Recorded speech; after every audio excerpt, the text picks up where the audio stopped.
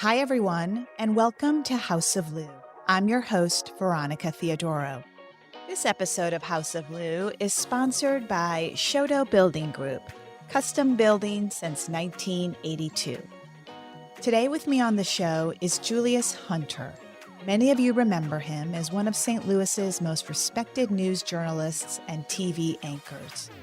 But he's also a passionate historic preservationist and the author of 2 coffee table books about St. Louis's premier private streets that were published in the 1980s. If you're into old houses and historic architecture, you probably know exactly which books I'm talking about, and I'd venture to guess that you even own a copy or 2. I know I do. Julius has served on the boards of several museums, including the History Museum and the Campbell House Museum. And he's the founder of the Julius K. Hunter and Friends African American Research Collection at the St. Louis County Library. This collection was created to help patrons find their family roots across the country. We're going to get into a lot of this today. We'll also hear from Julius about the Landmarks Association Lifetime Achievement Award that he'll receive on September 20th. Be sure to check out the show notes for ticket information because we're all invited to join in the fun. I can't wait to start our conversation, but first, here's some news about what's been going on with me in and around my house. I returned from vacation a week or so ago, which was so great. But while we were gone, a big chunk of the plaster ceiling in my daughter's bedroom caved in after a heavy rain. We had had some water seepage before our trip, and the roofers had come out to take a look at that point. But the strange thing is, they didn't find anything. So when we got back home, we had the roofers back out again, and they attached a long hose to the spigot and poured water onto the roof to try to pinpoint the leak. Still nothing. So now we're wondering if this could be a problem for the tuck pointer. In the meantime, the roofers are planning to come back out to the house when rain is forecasted to see if that can help them locate the source. Until then, my daughter's room is covered in a big brown tarp. If you read my newsletter, then you know that a few weeks ago, the curtains in my dining room fell to the floor in a loud thud.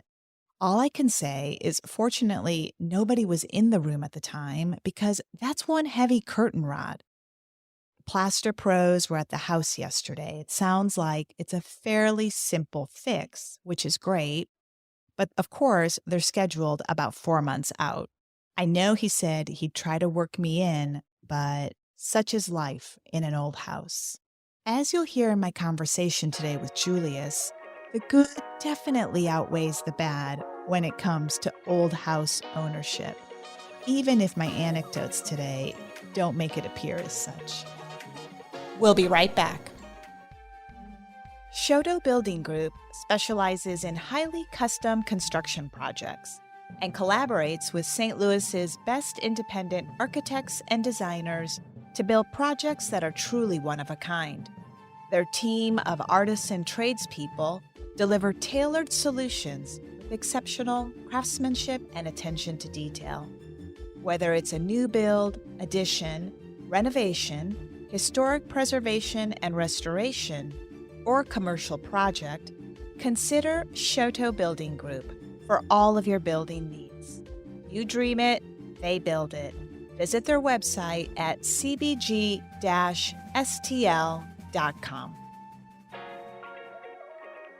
So let's get right to it. Hi, Julius. It's great to have you here. Welcome to the podcast. Thank you very much. I appreciate your invitation. I was thinking this morning that you and I actually have a few things in common. We're journalists. We love historic St. Louis houses, and we've both lived on the same street in the Central West End, albeit at different times. I'm curious because I have read your book on Kingsbury Place. I own it. I refer to it every now and again. Did you start the process of writing that book while you were living there? Yes, I did. When Barbara and then our two young daughters moved there. I think it was 1980. We moved into this fortress of a house there. I won't give the number of the house, but it was built by a gentleman whose business was in the manufacture of clay tile. And it's our understanding that he had had a fire in a previous house, and his wife did not want to live in any kind of structure that had any wood in it. So the house that we bought in 1980 has no wood in the construction of it at all. And it's probably a 5-bedroom. I never counted the bedrooms, but a 5-bedroom place, big living room, I think 38 by 17, had the original and the first residential swimming pool in St. Louis at this place. Oh, cool. Very simple pool. It was like 15 by 30 feet or something like that. And so the house that we bought was made of all concrete and steel and marble, no wood in the construction at all. And in 1980, we paid the steep price of this place, $149,000. And that same house, I understand, just a couple of years ago, sold for well over $1 million. Yes, yes. It's incredible the way prices have Yeah. changed Well, over the years. it was tough for us at 149, but when I moved in, some of the residents of house, Dave Allen was the neighbor across the street, was spearheading an effort along with Mary Cunningham, from whom I had bought the house. They were trying to decide if they could construct a list of all of the people who had ever lived on Kingsbury Place. Mhm. And I come along and I say, hey, well, why don't we do the story of everybody ever lived on Kingsbury Place? They thought I was a little crazy, and I was, because I had a full-time job doing television at Channel 4 at the time, Right. and very often was doing newscasts at 5, 6, and 10, or some sort of variety of that. But I decided I'd like to do a book about the people who built the homes on Kingsbury Place. And so you'll find out, Veronica, with anything I have ever written, like the Westmoreland Portland book, the Kingsbury book, I like to focus on the people rather than on the masonry and the style of the place and all. And so all of my stories are about the people who built the homes on Westmoreland Place, on Portland Place, on Kingsbury Place. And those stories are so fascinating. I was actually reading the book again this morning before our conversation. Is it like a devotional? The truth is, I do refer to it more often than you would imagine. I was in awe of the story that there's a giant turntable set in, as you say, ball bearing precision in the garage, which allows the car to be easily turned around to face towards the street again once you drive into the garage. And that was the home of Harry Miller Flager. Mhm. Yes, yes. And he was with the Pullman Company. He invented the first air-conditioned Pullman car, if I remember correctly. Oh. But he was a gentleman who loved greenery and did not want to screw up his entire backyard with a turnaround place for his car. So, as you have said, the driver could drive in, probably not Mr. Flager, because he would have had a driver, I'm sure. You drive in onto a turntable and then pull a lever, and with one finger, you can turn the car back around, going back out again, and not take up so much green space. What a brilliant, brilliant idea. So I'm curious, with all this detail and all this research that you've obviously put into your books, I'd love to know a little bit more about your process. I mean, how did you accomplish this with, you know, full-time job, family, all sorts of responsibilities? Well, my family was very understanding. I think they realized quite early on, Barbara and my daughters, Julia and Jennifer, that their father, husband, was a different kind of guy. He was different. He was nuts. He had to have lots of things to do. I have never, ever done just one job at a time. And I also am on the circadian sleep rhythm where I don't turn in until 1 in the morning or thereabouts, 1 or 2. And so that is a wonderful time to work. Nobody's going to call you on the phone at midnight or 1 o'clock or 2 o'clock in the morning or 3 o'clock in the morning for that matter. Do you have a favorite house on Kingsbury or Westmoreland and Portland, which you wrote about as well? Well, I am very reluctant to identify a house that I like because I don't want to offend the 88 other people whose houses I've suggested I don't like. But there are some, I guess maybe style wise, I like the bigger, more block form houses. Okay. Then, I like Georgian, I like Italianate, and I like the English Regency house that was ours on Kingsbury Place. Let's go back in time a little bit. How far back do you want to go? Let's go back to the beginning. Let's Oh, talk a little okay. bit about how you developed your interest in architecture and where the love of historic preservation comes from. Well, it started, I mean, it's the oddest thing. I was born very poor family upstairs over a storefront barbershop. There is no plaque there. Here was born Julius Hunter, upstairs over a storefront barbershop on Vanderventer between Enright and Delmar in what is now Midtown St. Louis. Very poor area, but very rich in many other kinds of ways. We moved from that upstairs over the storefront on Vanderventer around to a little tiny 2-block street called Windsor Place. Now, Windsor Place sounds quite elegant, but it was the street that was built for the servants who worked on Vanderventer Place. Okay. Now, Vanderventer Place, in my estimation, was the grandest, most elegant of all the private places in St. Louis. That's my own feeling. I mean, even grander, Westmoreland, Portland, Kingsbury Place, where I've had some associations.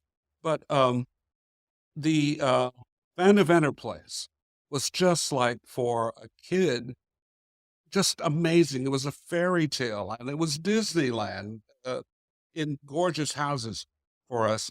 Um, and it had begun to decline.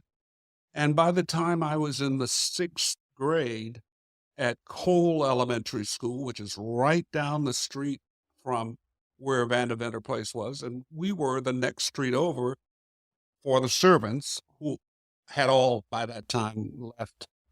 But Windsor Place had wonderful little shotgun houses. I think, does that mean anything to you? What a Oh, sure. shotgun house is that a term that's Oh, absolutely. universal? Okay. Yep.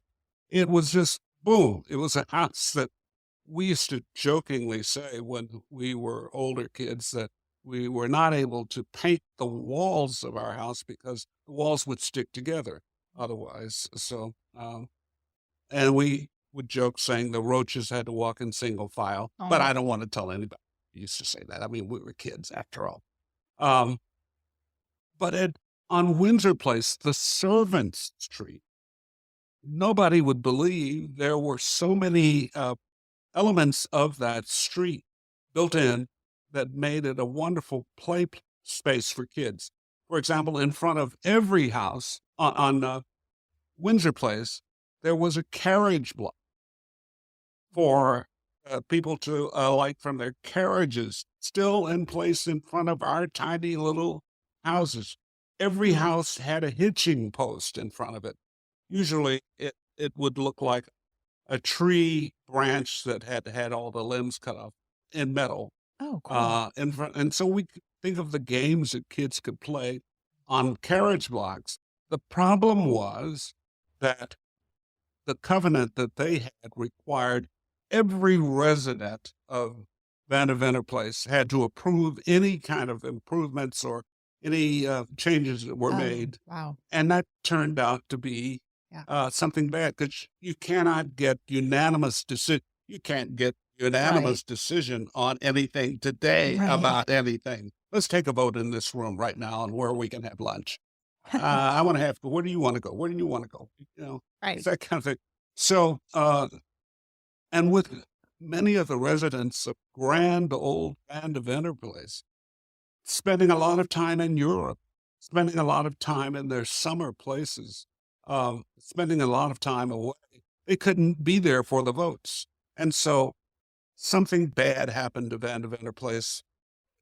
They're now realizing in later days, corner of Vandeventer Place was cut off to allow the streetcar to come through. Oh. And that was sort of like that began to be the downfall. But we kids loved it because in the few homes that had become vacant over there, magnificent homes, we would, as kids, not as vagrants or anything, we would pull open the uh, coal chute doors and behind every house, and we'd go into the cavernous basements of these magnificent. I mean, you're talking about a basement. So our little gangs each had little houses that each house that was your little gang's own clubhouse like. Um, but then all of a sudden, I was sixth grade. I remember it really clearly. Walking, and we saw all of these trucks began to move in, and the demolition balls coming in, the wrecking cranes coming in, and we could not believe they began tearing down this idyllic neighborhood.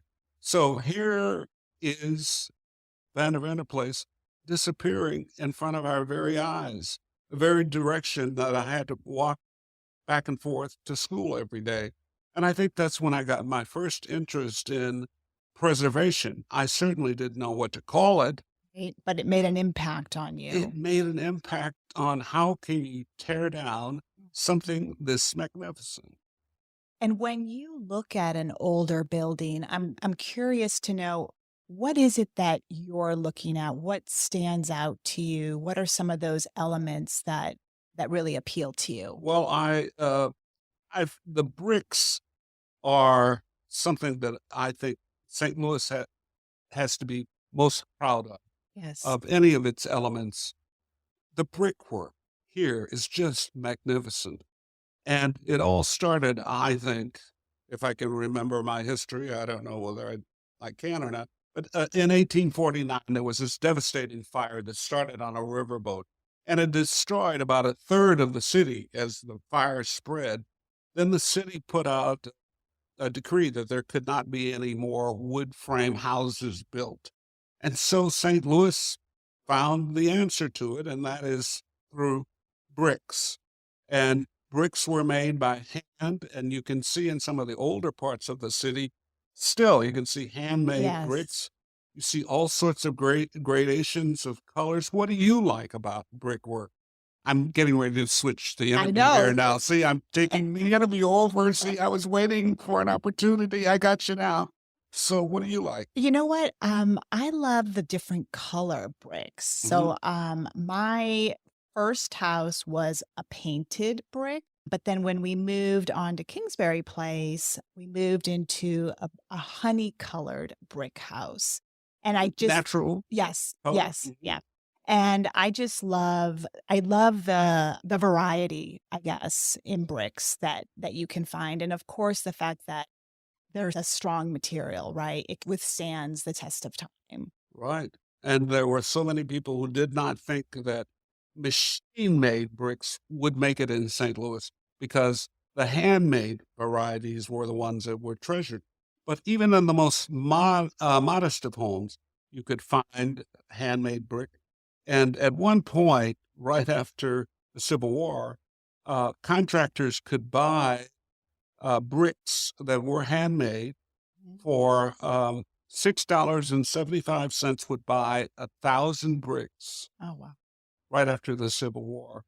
I don't know what $6.75 amounted to in today's money, but it wasn't that much. And then we had in 1904, right at the time of the World's Fair, there were 49 brick manufacturing companies in St. Louis.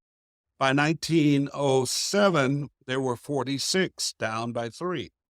But by 1908, there were only 24 brick manufacturers in St. Louis.